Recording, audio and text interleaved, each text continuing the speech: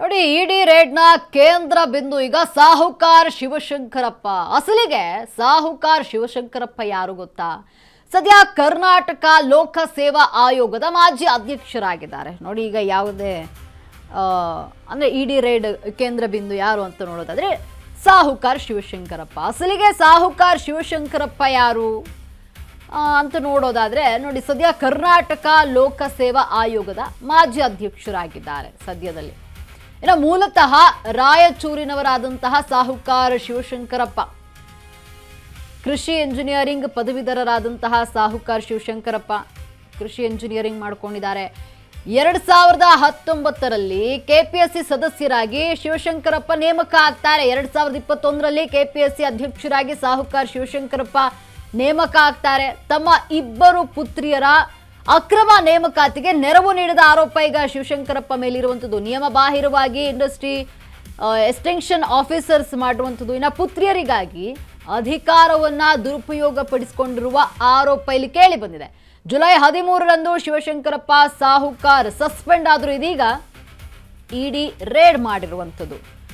ನೋಡಿ ಇಡಿ ರೇಡ್ನ ಕೇಂದ್ರ ಬಿಂದು ಸಾಹುಕಾರ್ ಶಿವಶಂಕರಪ್ಪ. ಅಸಲಿಗೆ ಅವ್ರು ಯಾರಂತ ನೋಡೋದಾದ್ರೆ ಸದ್ಯ ಕರ್ನಾಟಕ ಲೋಕ ಸೇವಾ ಆಯೋಗದ ಮಾಜಿ ಅಧ್ಯಕ್ಷರಾಗಿದ್ದಾರೆ. ಮೂಲತಃ ಇವರು ರಾಯಚೂರಿನವರಾಗಿದ್ದಾರೆ. ಕೃಷಿ ಇಂಜಿನಿಯರಿಂಗ್ ಪದವಿಯನ್ನ ಪಡೆದುಕೊಂಡಿರುವಂಥದ್ದು ಸಾಹುಕಾರ್ ಶಿವಶಂಕರಪ್ಪ.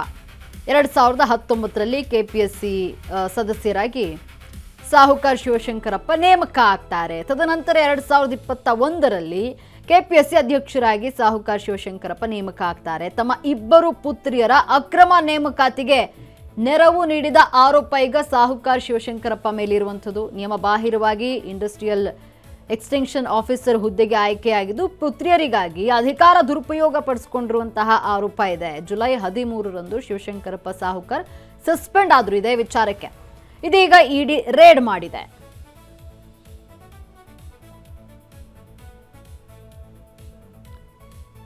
ನೋಡಿ ಸಾಹುಕಾರ್ ಶಿವಶಂಕರಪ್ಪ ಈಗ ಇಡಿ ಅಧಿಕಾರಿಗಳ ಒಂದು ಕೇಂದ್ರ ಬಿಂದು ಆಗಿರುವಂಥದ್ದು. ಯಾಕಂದರೆ ಅಧಿಕಾರವನ್ನು ದುರುಪಯೋಗ ಪಡಿಸ್ಕೊಂಡು ತಮ್ಮ ಇಬ್ಬರು ಪುತ್ರಿಯರಿಗೆ ಇಲ್ಲಿ ಕೆಲಸವನ್ನು ಕೊಡಿಸಿದ್ದಾರೆ ಅನ್ನುವಂಥ ವಿಚಾರ ಇದೆ, ಆರೋಪಗಳಿದೆ.